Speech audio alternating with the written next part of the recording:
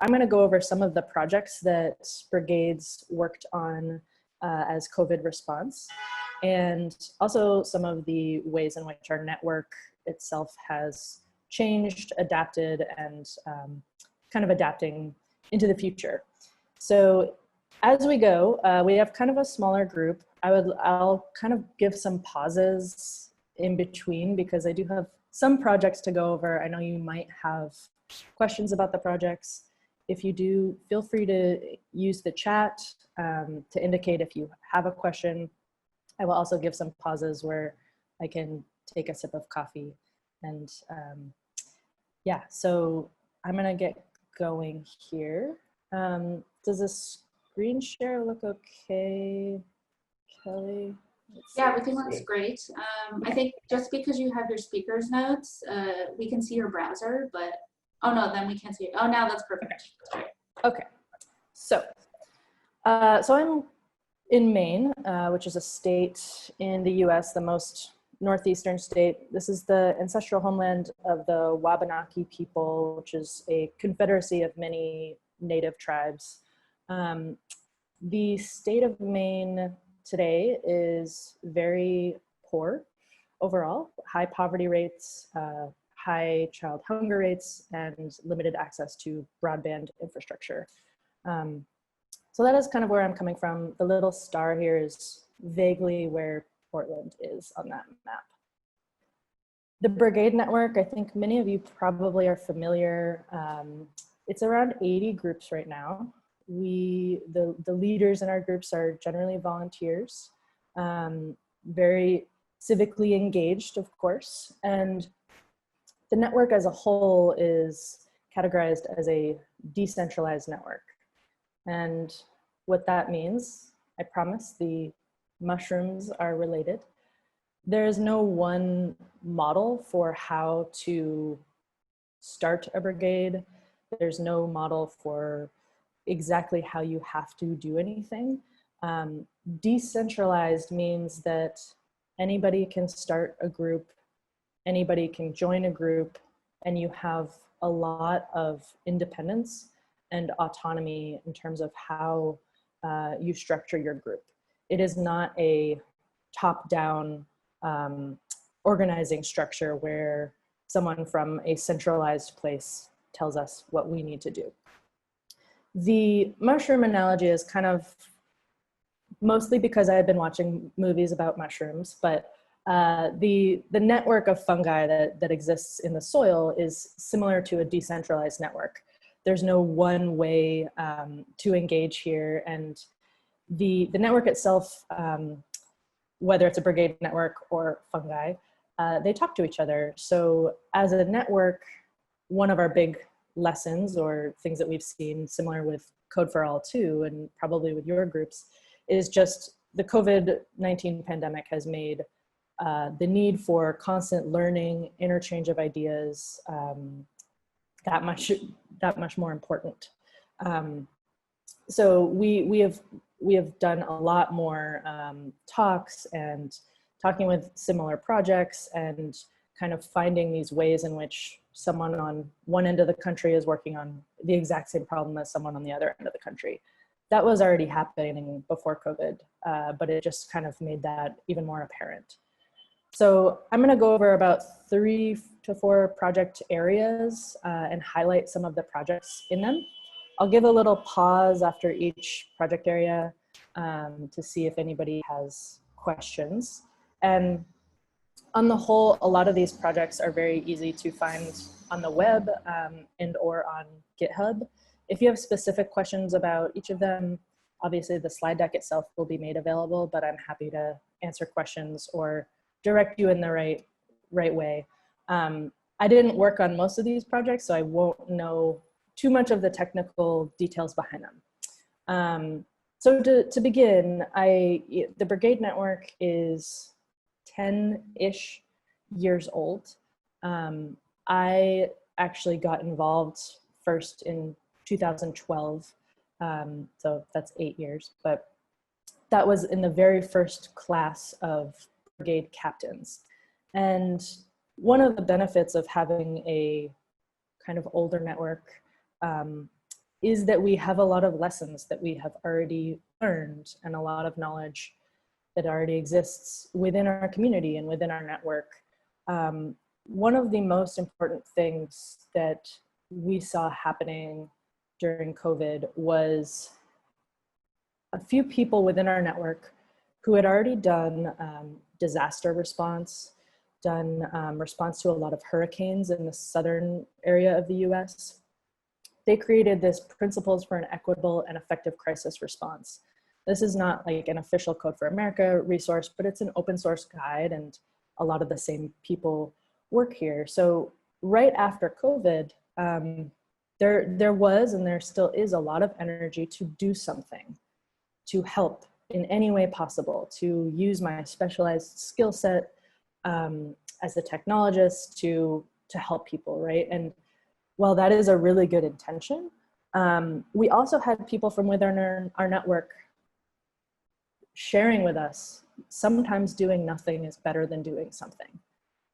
If you have data wrong and you are sending people out to access a resource in a pandemic, that is dangerous. So that is one of the things I think was really important, was that our network already had those lessons. And I would really encourage folks to check out this Principles for an Equitable and Effective Crisis Response. It's a whole lot of wisdom here. And so this is something that I think was very helpful.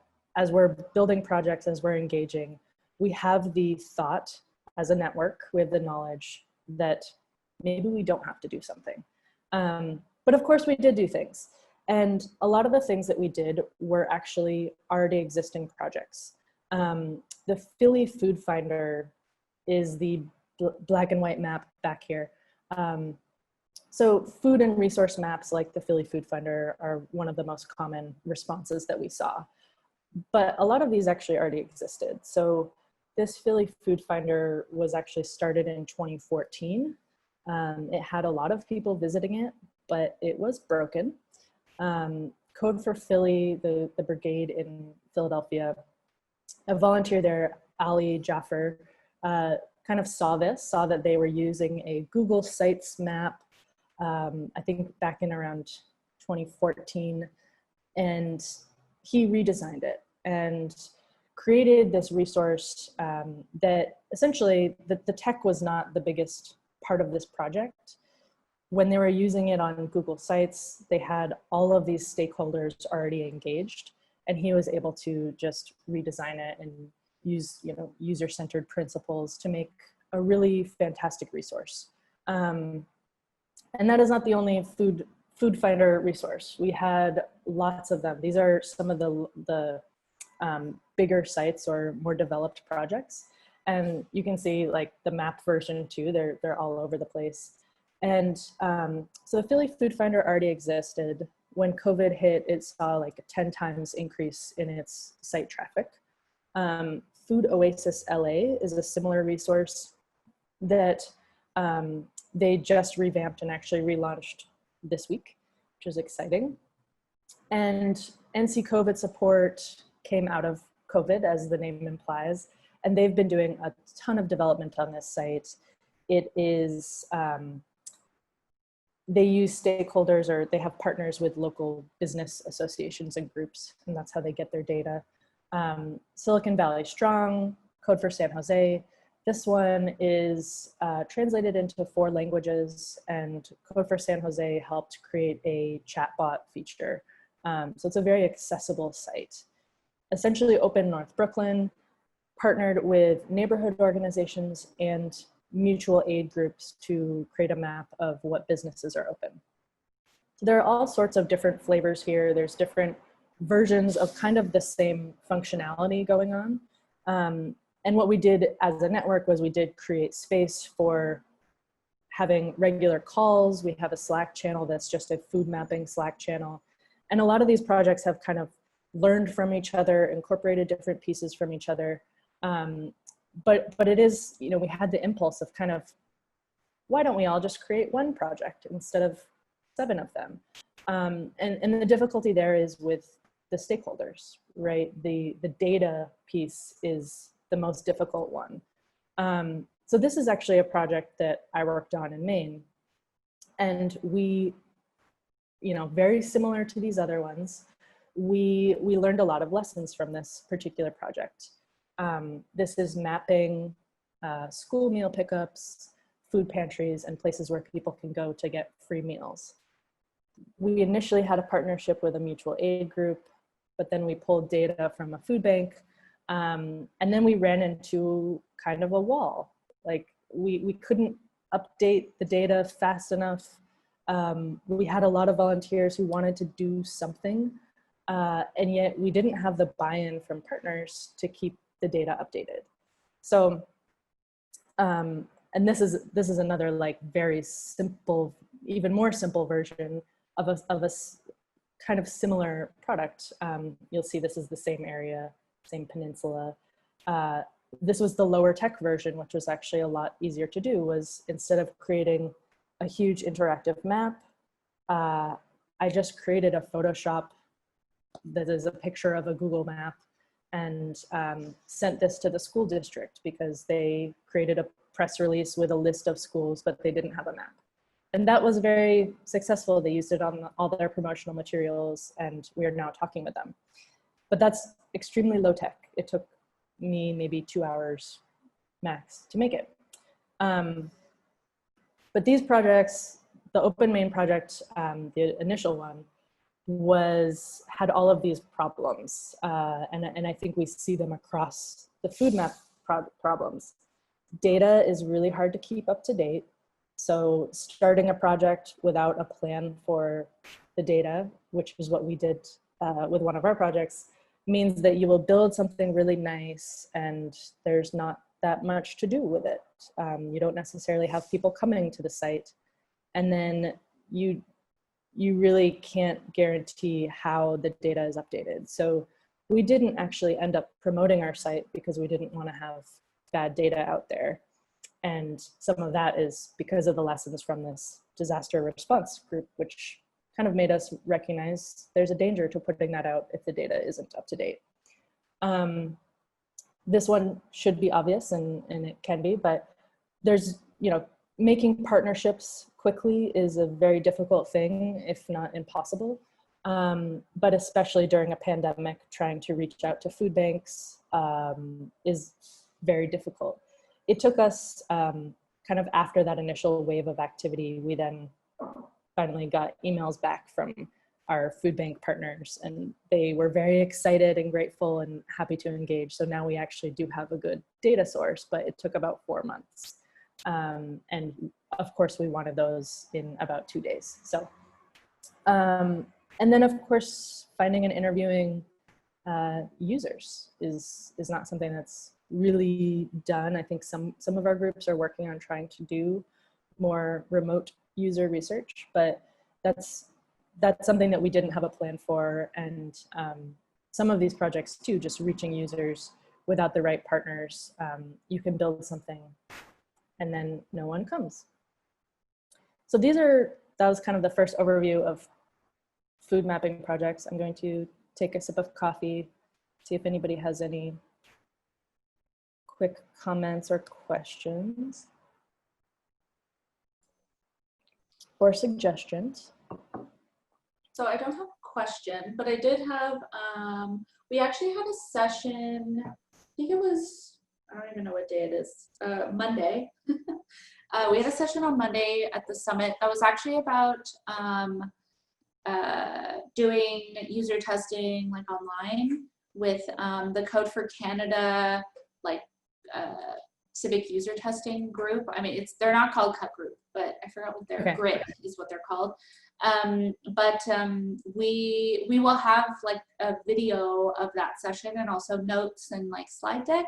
So if that's something you or your brigade or any brigade is interested in, I'm happy to specifically share that and send that to you, just because it sounds like it would be something good for you guys to look at.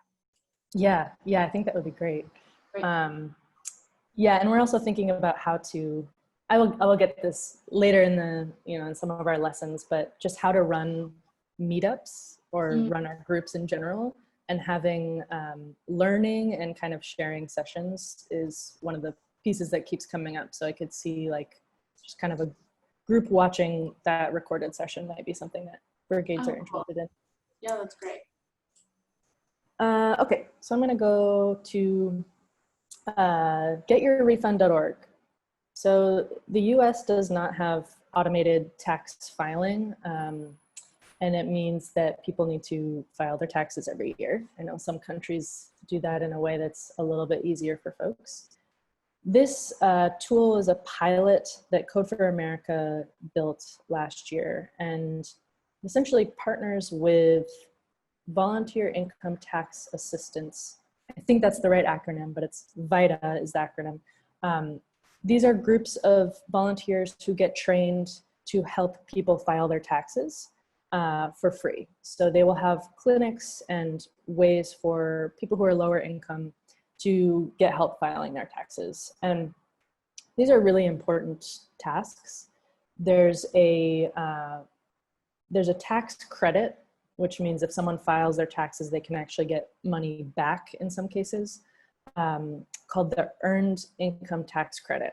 I won't get too in the weeds or wonky with this, but the Earned Income Tax Credit is one of the most powerful anti-poverty tools in the country. And a lot of people do not know about it. So oftentimes low-income workers, if they make below a certain amount of money, then you don't actually need to file your taxes. But if these same workers do file their taxes, then they can get thousands of dollars from the government. So because of the way that this program is set up, there are millions and millions and millions of dollars that go unclaimed every year. And the pandemic kind of brought this whole, I don't want to say a perfect storm, but a way in which the need for this site skyrocketed. So these volunteer income tax preparers didn't have any way to engage people online except using this Get Your Refund pilot. So the getyourrefund.org allows the volunteer tax preparers to talk with someone on the phone to help them fill out their application and do everything they need to do to file their taxes and claim that earned income tax credit without being in person. So this already existed, and then the pandemic hit and all of the volunteer tax preparation sites closed. On top of that, of course, are the fact that the people who need these cash supports are essential workers. There are people who are now most threatened by COVID-19.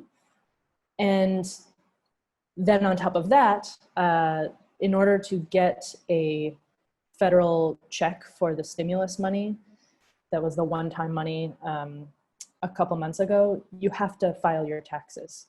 So there's all this need for specific individuals to file their taxes in order to get kind of life-saving money in some cases. So this pilot essentially needed to rapidly scale, and that's where Code for America, the organization, turned to the Code for America network, all of our volunteers. And when I say organization, I mean like staff that works on program areas. And I'm happy to kind of explain the differences there.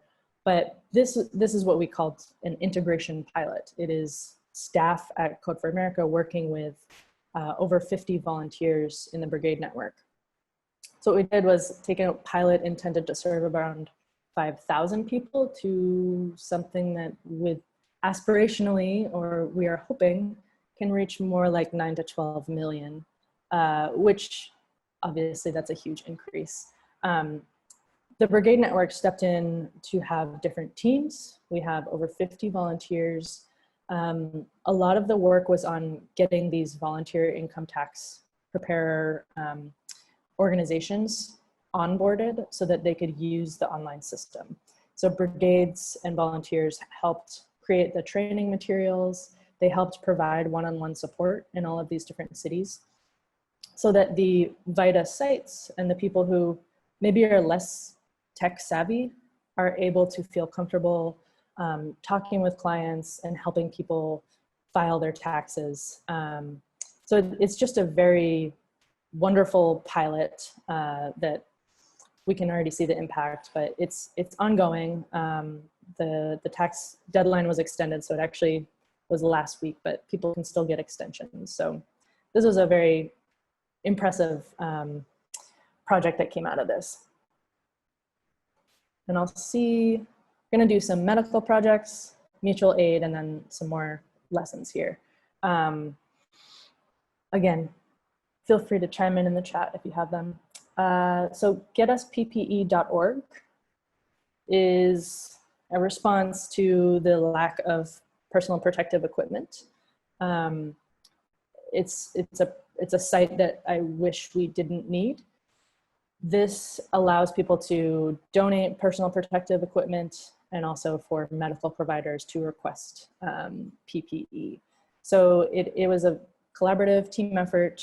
Volunteers from Code for San Jose in California pitched in on this, and I know that Code for Boston also sent volunteers this way. This is one of a few projects where we saw the benefits of meeting all virtually, that we had volunteers coming from as far away, one coast of Boston to the west coast in San Jose, working on the same project. This was a very cool project called Chime. Code for Philly worked on this. They call it a hospital impact model. Essentially, they partnered with Penn Medicine, which is a very large hospital in Philadelphia. And Penn Medicine had this tool that could predict when a hospital will get kind of over capacity. And you can see from these charts here, this is really important to be able to map or predict when the hospital will kind of get overloaded. And so you can put in different information like the regional population, the types of hospitals, and then it'll create a model. The interesting thing about this project, there's many interesting things. One is it's open source, so anybody can adapt it and use it. And it came out early, I believe, in March, if not March, then very early April. And so as I was looking at COVID-19 projects in the Brigade network, I learned about Chime, this huge, really impactful project. And then a day later, I saw a local news story in Maine about when our hospitals might get overloaded. And that local news story actually used Chime. And so they used this Penn Medicine tool to predict, when a hospital in Maine might get overloaded. That's kind of the impact here, is that Code for Philly didn't lead the project, but they contributed to it and were the technical expertise. And then that led to, kind of in the timeline, in March, having a local news story about hospitals getting overloaded, and then a few days or weeks later, the state shutting down. So you can't really measure the impact there, but it is really important that local news was reporting on the dangers of this, and that they had a model to use that was kind of data informed, at least, so that policymakers, governors, when things are moving very, very, very quickly, are able to look at this. And so this project is really important, and one of the reasons why is because it happened so quickly. Within a matter of days, being able to have a model like this allowed it to reach across the country. I have to assume, because it was in my local newspaper, that we're not the only local newspaper that reported on it. And then the last one that I'll highlight on the medical side is this Be More Responsive Healthcare Roll Call. This is Code for Baltimore. They partnered with the local Department of Public Health, I believe, in Baltimore. That person was actually a member of Code for Baltimore. And this is a way for a city's public health department to, from a big picture, see the status of its healthcare providers. So those would be, as you can kind of see in this somewhat fuzzy screenshot, there's senior housing, assisted living facilities, traditional hospitals. Any healthcare provider in the purview of this local health department can check in here and say, we have this much in terms of like bed capacity, we have these types of materials or PPE that we might need. And the public health department can get a really good big picture view of what they need in their area to respond here. So this is also a project that currently is only in Baltimore, but the people in the project really would love to see it deployed elsewhere. So those are some of the medical response projects. I'm going to go into mutual aid next. I'm kind of curious if mutual aid is something that is common in other networks and other civic technology networks. I have to imagine that it is. This is mutual aid as a tool, as an organizing principle, is not charity. It is solidarity. It's helping someone because you're their neighbor, and if you help them today, they will help you tomorrow. It is not a relationship of just one person giving to another person. And a lot of brigades ended up working on mutual aid projects as, there were a lot of responses on the neighborhood level, and there were a lot of need for distributing resources. So the example that we have here was out of Minneapolis, Minnesota. Jacob Dalton was one of the project leads, he and Esther. So I'll give a little bit of background first and go back to this quote, but Minneapolis was the site of a lot of protests a couple months ago after the murder of George Floyd that happened in Minneapolis. And when that happened, essentially the city shut down. There were curfews, buildings were on fire, there was a huge police presence. It was hard to get to grocery stores, and people naturally started talking to their neighbors. And these two volunteers, Jacob and Esther, kind of talked about just how quickly it all happened, of course. So they, day one started talking to their neighbors who, even though they've lived there for a year or so, they hadn't actually interacted with yet. Day two, a huge Facebook group started forming of people who had resources or supplies and people who needed resources and supplies. So that group grew to 20,000 people very quickly. And that group started to post, like, we have toilet paper, we have groceries, we have ice, we have what you need, essentially. So all of these people posting what they have to give, and then a lot of people posting requests for resources. And I'll go back to this quote, tech was the last piece of the puzzle. Kind of as we talked about other mutual aid projects, other food mapping projects, this one operated in a different, kind of the opposite way that a lot of the other projects did. The tech was not key to how the project worked. It was just one aspect. So they built the map kind of overnight because this 20,000 person Facebook group had already decided that they needed a map. They had already decided that we have a volunteer team of around 100 people who are willing to help make this map and willing to help update the map. And that doesn't exist in any of the other food mapping projects. Food Oasis, which I highlighted earlier, does have a strong volunteer network who updates their listings, but it's different from a mutual aid network, which essentially already has thousands of engaged people. And so this map has received 200,000 site visits. It's constantly updating, and in my mind, after studying all of these food mapping projects and then seeing this mutual aid map, I was like, oh, they kind of figured out some of the common problems with those food maps. They already had a huge volunteer network and thus a mechanism for updating the records. What we're also seeing though, and I have seen this locally in some of the mutual aid groups here in Maine is that right around the time of the protests, right around the time of COVID, there's a huge swell of activity of people who have resources to give. And that comes in really quickly, and then it sort of goes away a little bit. But the need for resources remains the same.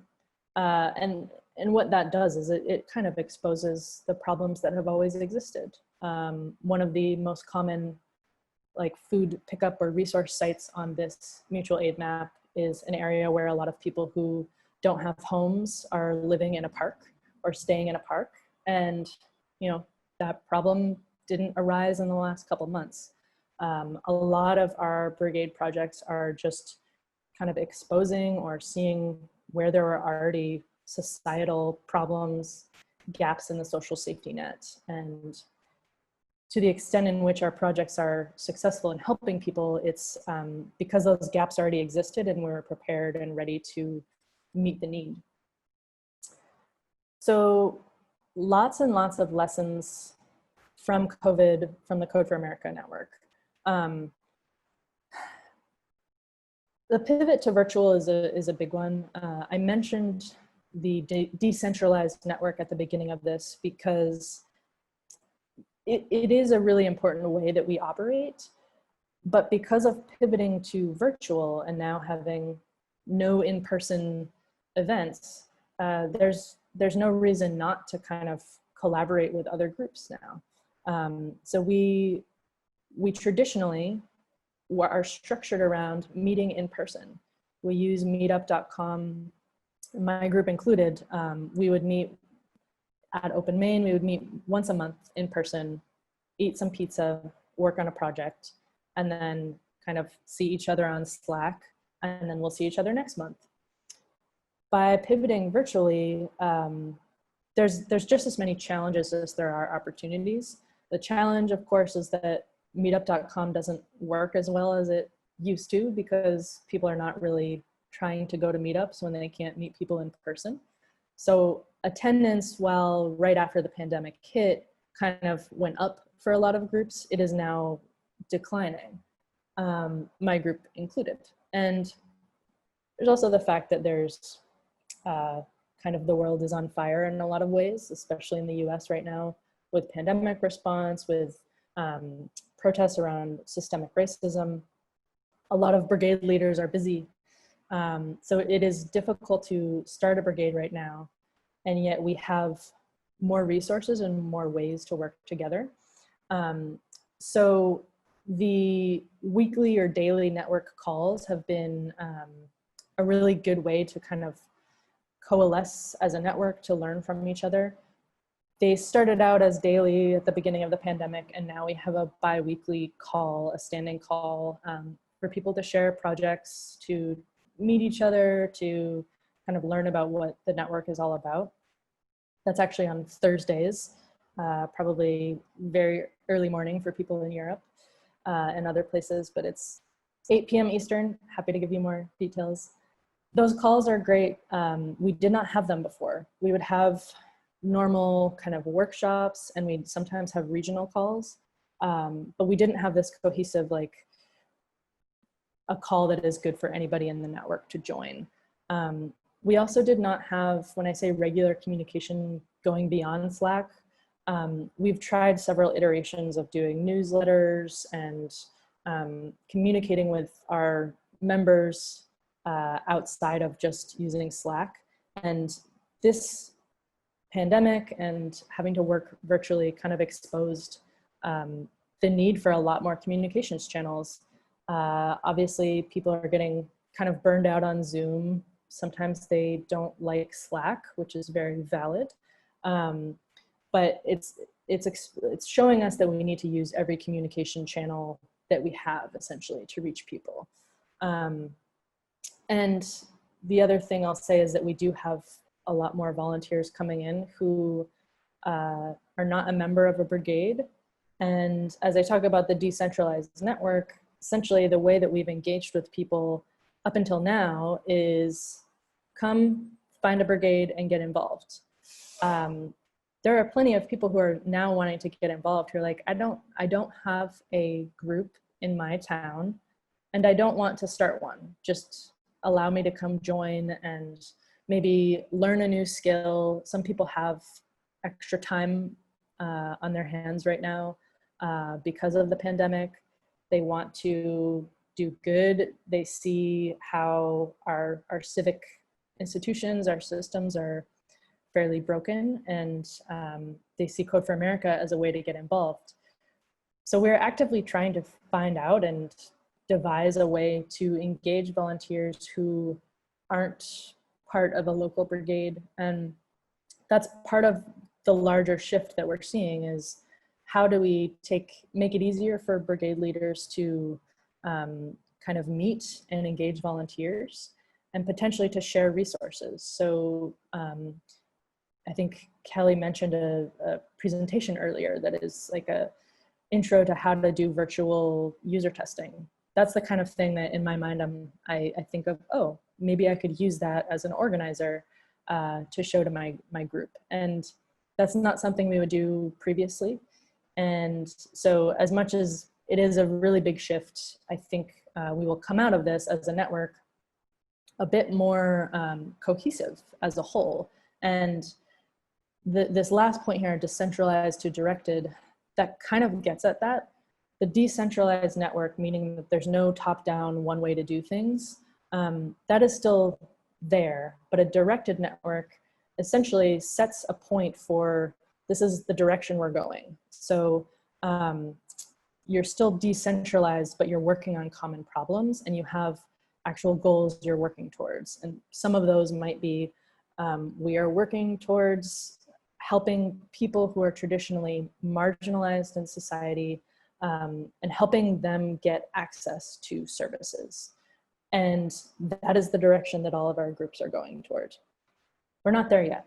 There is still a lot more work to do, and it is a work in progress, I would say, both in terms of engaging volunteers at the national level, kind of pivoting or shifting how local brigades operate, potentially moving off meetup.com, which introduces all sorts of challenges for organizers.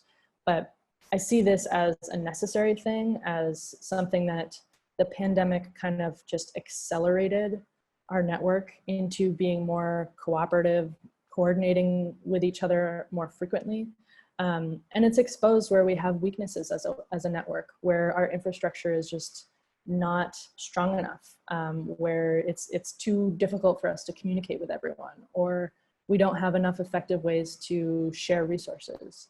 So it is great that shift has been accelerated in a lot of ways, but I think it would have happened either way, and now we can see just how much impact these projects are having, and then taking some of the lessons from them down the road. So the only other thing that I'll mention is that a lot of these projects, almost all of them, require really, really strong community partnerships. And that, whether that's a mutual aid network partnership or a local government, it is kind of the key, the tying thread of all of these. And that does not happen quickly. You can't build partnerships quickly, and it's not at all about technology. So I think we've seen an emphasis on that with all these projects. And the only other thing that I will mention before going to some questions too is we have a yearly event, and similar to Code for All, we also have conferences that are now pivoting to virtual, but we also have a yearly National Day of Civic Hacking, which now will be virtual. And that is also going to be an interesting way to collaborate across the country. We're going to, for the first time, have a way for people to get involved and contribute on that day towards a project, even if they're not a member of a brigade. So that event is on September 12th. It's going to be focused on COVID-19. So some of these projects actually will likely be a part of that, kind of redeploying projects that were successful in one community to another one. So I'm happy to also provide more info on that event specifically. if you have any questions. So those were some of the overviews. I'd love to talk more about the projects if anybody has questions or thoughts about how our networks are similar or dissimilar, or anything else.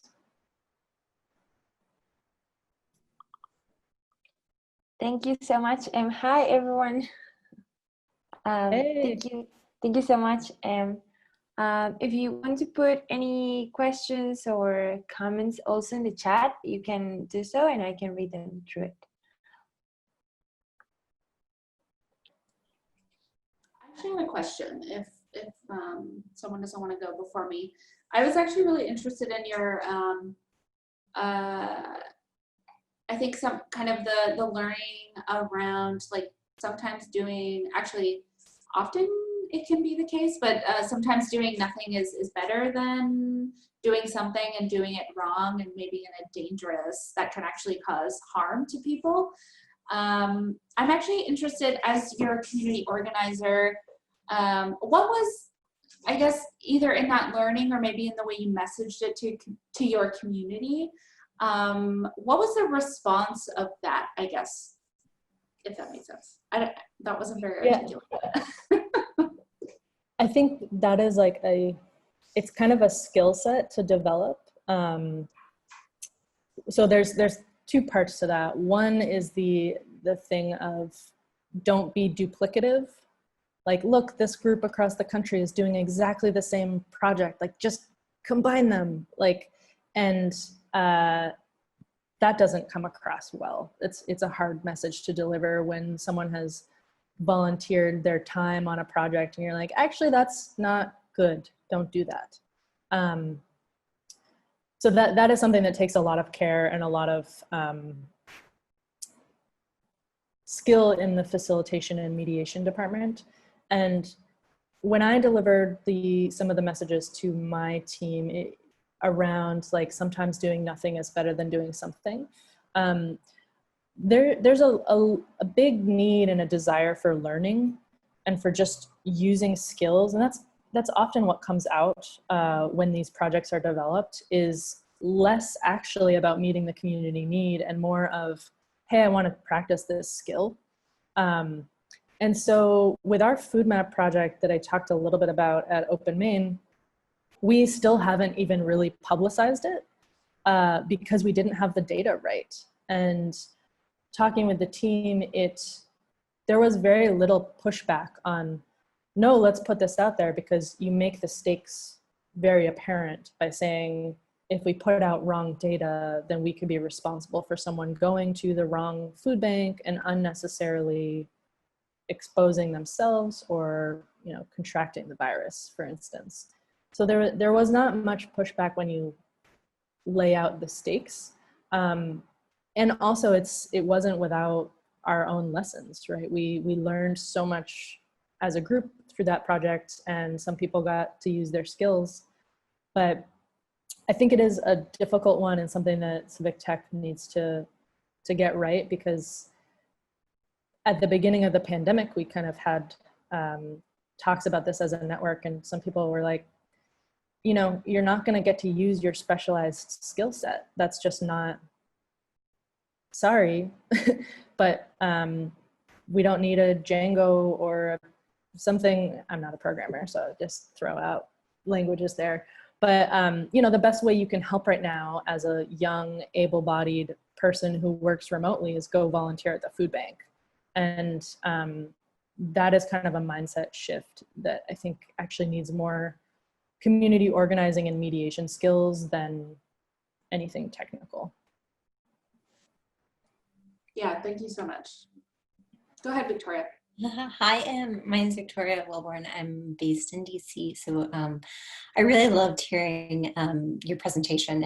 So much of it was really thoughtful context for kind of what I've been seeing in our country. But I work internationally. I work at NDI, in the National Democratic Institute, and something that you said I found really interesting, and it was the concept of mutual aid and how that builds community and is a responsible way of doing this work. I'm curious how you were able to establish that relationship and also kind of lower the barrier of entry for folks who maybe felt like they didn't have anything to give, and how you're able to sustain that ethos and that thought process. Yeah, well, I can kind of talk to my experience with this. Was I am a digital consultant type of person, so when the pandemic hit in Maine, I noticed that there was a Facebook group that started, and that group grew from 0 people to 10,000 in about 2 days. So I actually approached the moderators right at the first day saying, hey, I have some experience running Facebook groups and setting up moderation controls, code of conduct, and policies around how to create a safe ecosystem. And that is because of my civic tech work, right? We're very accustomed to working digitally. And so this group, I think I was able to say hey, I have something to offer. But you're organizing in small communities. It's really about where you show up in the community, how you share space. And it's not always that easy to come in. And especially, I would not come in with a hey, let's build an app mindset, of course. Another example that I think the mutual aid aspect is just so fascinating to me with civic tech, because I think, because we are a decentralized network and that we are not actually our individual, we're not our own nonprofits. Although we are associated or fiscally sponsored by Code for America, we are able to engage better, I think, with a decentralized network. And that means mutual aid doesn't have a leader. There's not, and that's the same way that Black Lives Matter is organized. There's no leader because everybody's the leader. And the way that traditional institutions kind of operate are, let me meet with your leaders in a conference room, that. And so being able to just sort of support those groups by, one other example is right around the pandemic in these mutual aid groups, people were sharing resources around canceling rent. And someone just shared a Excel spreadsheet or a Google sheet that was put your name here if you're a tenant and you want to organize a rent strike in your building. That is really dangerous for just from a data perspective, right? Their names are displayed, their email, their phone number is displayed as someone who wants to fight their landlord. And so I was able to message the people who started that. It was hey, this is where a form is really handy. Just do a Google form, do it on the back end. And then you will get access to the spreadsheet. I'm happy to help if you need help with form design. But I would recommend that for safety purposes. And that, those are missteps that when activity gets really high and people are just sort of buzzing around with wanting to do something, civic tech folks are able to come in, not to lead, but to say hey, I know a way that we can do this in a way that's safe, protects your privacy, and just know that if you want more, if you need a even snazzier map, we could probably do that, but it's about what you need right now. And then to the sustainability part, that is the open question of how to, I mentioned the need for things has not gone down at all. It just, and the Facebook group that I helped moderate at the beginning is now 20 to 30,000 people in Maine. And, there's 10 posts a day saying, I need help. My car broke down, or can you send some money? And that's not slowing, but I think that the ability to help them has, and that is an open question, how sustainable are those communities? And I'm not as well versed in mutual aid as people who actually do the organizing, but the point of it is kind of to make your neighborhood stronger, to talk with your neighbors, to be better prepared. And then, you know, it is kind of a revolutionary organizing tactic. Hey, can you hear me? Yeah, hi. I always have to ask because it's become very common to be in meetings and like go on a ramble. And then after you get like no response, you're like, hey, is anyone there? They're like, yeah. We did not hear what you said for the past 5 minutes. So the name is James Mark from Code for Africa. So I had a quick question just about a parallel, I guess, something we're dealing with here, just in the African continent in general. Mainly, I guess, in Kenya specifically, there's been lots of talk ongoing on living wage grants to like households to alleviate like suffering under a possible lockdown. But there hasn't been, I guess, much understanding of, I guess, what the value is and how it might vary by where one lives, what one does or like did. So I was curious whether, I guess, on the other side of the pond, whether there are, I guess, any solutions to, I guess, something like, let's say, a living wage calculator, something that can inform policy around like cash transfer and food programs on that side, that insight would be useful. Thank you for that question. What I can do is I will plant the seed and see if things start popping up in our network around that. Aside from that program that I mentioned, which was the earned income tax credit, we haven't done, as far as I know, I haven't learned much about projects that are directly working in that area. Though I think that the getyourrefund.org project may do some more kind of reflection, impact statements, and it works in some ways. It is kind of similar to a cash grant, like people who file their taxes and then get $3,000. I'm not sure if they're doing follow-up interviews. There are some like user research elements there that might come out with some really interesting data of you know, how this has helped people. Aside from that, I really mostly just have anecdotal things, but now that it is planted in my brain, I can kind of connect with you in the Code for All Slack if we do find like you're looking at maybe like a calculator type of thing. Just solutions in general. What I was thinking was a living wage calculator, just because we did something similar in South Africa a couple years ago. That was even before I joined Code for Africa. It was called the Open Up Living Wage Calculator. And I was just thinking how that could actually apply to inform cash and transfer programs here in Kenya and in other cities. And it's something that I guess has been constantly, I guess, reinforced by people within my network. I got a message from, I don't know if you're familiar with ID Insight International. They're basically an international development organization that fights global poverty through data. So the associate director reached out to me recently asking more or less the same question, like, because I think he was reaching to people in the Africa offices. They're very well connected, and I guess they didn't have information on that. So it seems like something, obviously this is a very new situation, still developing. But the living wage calculator was one of the things I talked to him about, and he's like, huh. So I did kind of want to get your insight on that as well. So yeah, I appreciate all of this information is very, very, very useful because it's very relevant and current with what's happening right now. And I think data essentially speaks amounts in terms of action and also knowing how to inform future crises. And I guess it can accelerate a lot of development in a lot of our areas, even post-COVID. So I appreciate all this info here. It's great.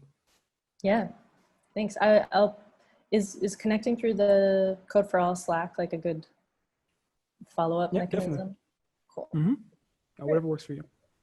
Yeah, we're all savvy here, I assume. We're all pretty, I guess. I guess just call it as it is. Like this RCO, Dustin always says, you know, we're nerds. Let's just call it as it is. So yeah, whatever works for you. Great. Works for me. Any other questions? I actually just had a comment on kind of the mutual aid, because I know you just mentioned or you're wondering if this was kind of common in other like countries or other like networks or brigades or like other networks. So I know there's been some kind of these, I know there's a few projects in the similar area in the network. I think Code for Romania is doing one, but I think it's focused actually on, it's not exactly the same thing, but it's actually focused on kind of similar to the, I always forget what it's called, PPE, like personal protection equipment, but getting resources to like their local nonprofits and kind of identifying, like having their nonprofits identify what they need and then matching those needs with people who have those things or those resources, which is really cool. I know there's, it's a French app or platform. I think it's En Première Ligne, if I have my French correct. It's very similar, I think, but it has a bit of a bend towards like first responders or not first responders. I don't know why my brain, I'm like losing all the essential workers, there we go. And kind of like supporting specifically essential workers with anything that they're struggling with or in need of. And then I think there's an app in Italy and Portugal. They worked together, COVID-19 Italia and COVID-19 Portugal. I think it's kind of a mutual aid kind of platform, which is really interesting. And also like really, I don't know, when I saw that, I thought it was so, I don't know, just inspiring and really awesome to see like kind of these projects popping up and people just wanting to, like people understanding how difficult it is and everyone's going through this together, and just seeing people wanting to like share the load, I guess, if you will. It's so yeah. Yeah, one of the things I think about when you mention those international projects, I do remember it takes me back to the early COVID days, because Yes. I had seen those projects, and I think this space is just a really interesting or unique place to talk about how and why we can share projects. Because I do remember the Italian project was in the Code for America Slack a lot, kind of like, you should adopt this, like use our project, here's the code, here's the documentation. And that doesn't work, right? And I'm so curious to see like, well, why is it and how can it work? And then the all-important sustainability question, like how do we both work on these projects together but also maintain them? Those are the big ones. Yeah, I mean, I think those are just things like that I think Civic Tech struggles with and Code for All struggles with, and kind of getting people to know that these projects exist more easily. I think that's something that you talked about, even within the brigades, that like it's hard to know who's doing what because there's so much happening. I mean, especially during COVID, it was like bananas. I can barely keep my head on straight. Like there were so many things coming in, and but yeah, I mean, at least for me, this is like, I feel like it's kind of a cop-out answer, but honestly, I feel like it comes down to like relationships with the people on the projects, because as you said, like just giving people the documentation and being like, here's the GitHub, use the code, do this, and people just don't do that. People just don't like often pick it up and copy it, and it's definitely much more of a, you know, much more of a relationship building process, and something you really just have to get to know the people, and even, I don't know, even liking the people, like being friendly and liking the people. And it's, I think that I've seen has been much more successful and just building that relationship. The thing is, it takes time, a lot of time. Yeah. Yes. But that's my lo-fi, not very scalable answer.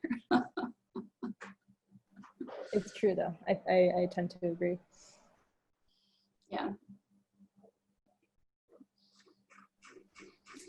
So anybody have any additional questions? We have about 20 minutes, although it will be nice to have a bit of a tiny break. We do have a session right after this about monitoring and evaluation in, I think it's digital transformation. Is that what it's called? Or yeah, something of that nature. But yeah, any more questions for Em or anybody, I guess, on the call as well?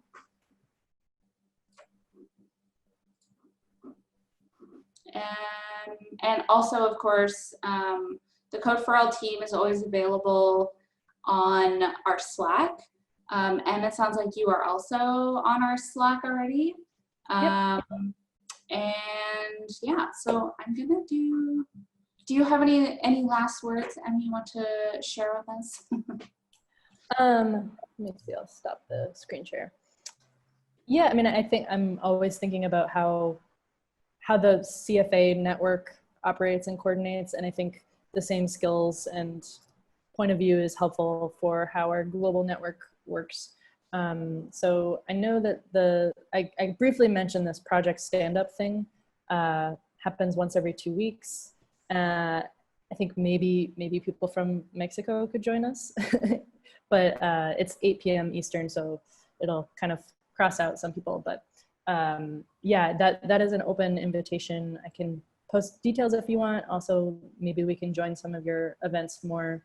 The thing that I find really great about these spaces when we're sharing projects that are in process is that someone will be working on something and then a person from another project will be like, oh, we had that same problem and here's how we solved it. So it's just like a necessary space, and I'd love to kind of expand it a bit. So yeah. Absolutely. Yeah, that's really great. And yeah, please feel free to just share that with us, like the stand-up, the project stand-up, and also on the Slack as well. That would be great. Sure. Thank you so much, Em. That was really, really, really interesting. And I think it's, at least for me, it's really interesting to see kind of the parallels with like this kind of network, although it's, you know, they're different, but I think it would be good to chat a little bit with you all around dealing, as you said, with the decentralized network and how that, how you guys work with that. But thank you so much. It was very interesting, and we hope to see you in more Code for All events. Great. Thanks, everybody. And much appreciated. And a pleasure meeting the rest of you. Hope to meet more people from the Code for All Enigma eventually.